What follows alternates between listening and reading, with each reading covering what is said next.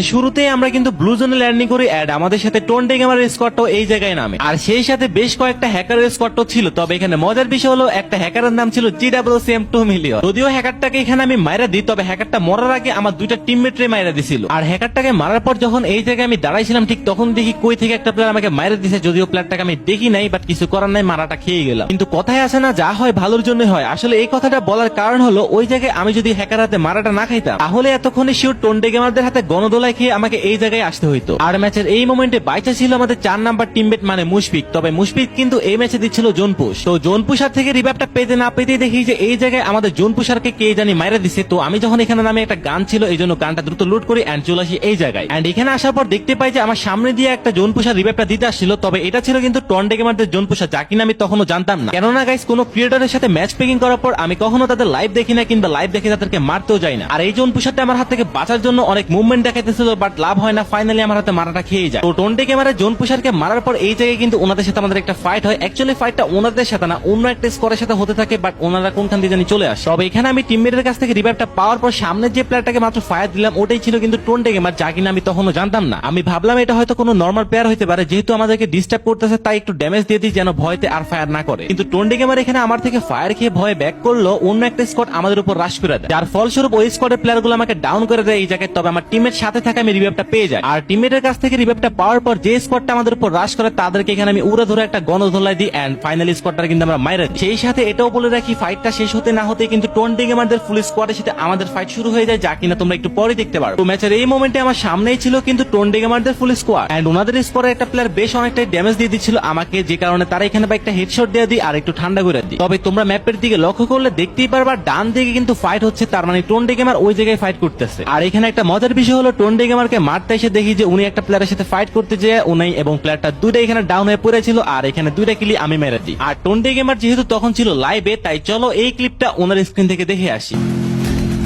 अरे बचाओ, अरे ये कौन कूदा? अजीब लग रहा है भाई, ये लोग अजीब बंदे। अरे फटाफट घुस के दे।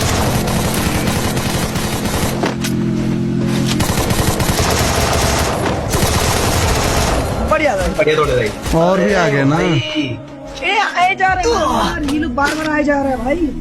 তো যাই হোক গাইস, টোন্টে গেমারদেরকে মারার পর যখন জোন চলে আসে, আমরা যেতে থাকি জোনের ভিতরে। কিন্তু জোনের ভিতরে যাওয়ার সময় দেখি যে আমার টিমমেটরা ডান দিকে ফাইট করতেছিল। আর এই জায়গায় আমার সাথে এমন একটা ঘটনা ঘটে যায় যার জন্য কিনা আমি মোটেও প্রস্তুত ছিলাম না। কেননা এই যে দেখতেছে একটা প্লেয়ার মাত্র রিভাইভ পেয়ে নামলো। তো প্লেয়ারটাকে যখন আমি বারবার স্নাইপার দিয়ে ড্যামেজ দেওয়ার চেষ্টা করতেছিলাম, কেন জানি কয়েকটা স্নাইপার শট মিস হয়ে যায় এন্ড প্লেয়ারটা এখানে আমাকে মারা দেয়। আর দূর থেকে প্লেয়ারটাকে আমার একটা টিমমেট মেরে আমাকে এখানে বাঁচায় দেয়। আর এই ম্যাচের মধ্যে সবচেয়ে বড় ভুল বলতে পার, কি একটা অবস্থা।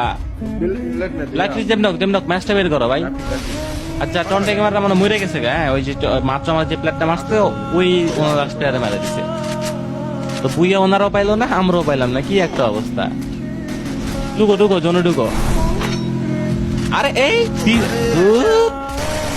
শেষ মারাটা খাইছে সবাই।